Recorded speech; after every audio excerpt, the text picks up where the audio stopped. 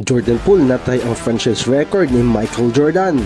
Nakakuha lang naman ito ng 41 points, 53% field goals, 50% 3-pointers at saka 5 rebounds.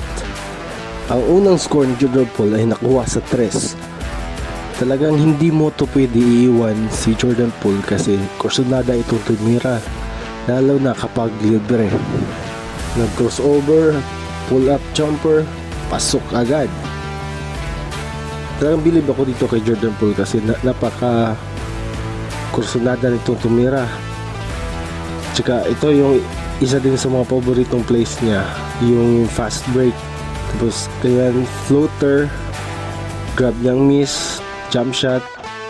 Talagang kursunada talaga itong tumira. Ito naman yung signature crossover niya na in and out. Pag dribble, in and out, tapos bakante, kahit malayo pa yan, titira talaga yan si Jordan Poole. Yan, may paangas-angas pa. Yan, ito naman, fast break, bilin kay Poole, tira agad yan, pasok yan. Kasi bala Stephen Curry, inalagaan yan ni Stephen Curry. Talagang titira yan si Jordan Poole. Sa next play naman, nagpa-behind lang, tapos yan, bakante.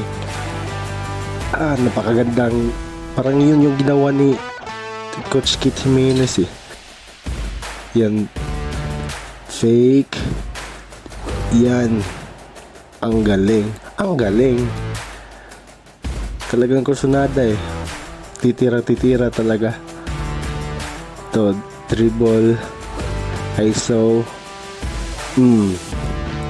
Mabilis din to si Jordan Poole eh. Kaya naiiwan yung defender niya, napakadelikado talaga. Hindi dapat maiwan. Yan. Bakante si Jordan Poole, tira naman, pasok yan.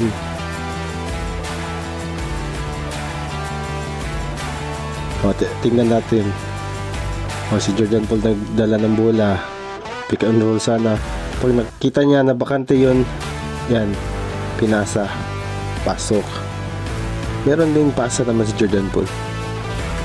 So ito, crossover, pack, iwan, pasok. Panalo ang Washington Wizards dito sa score na 131-106.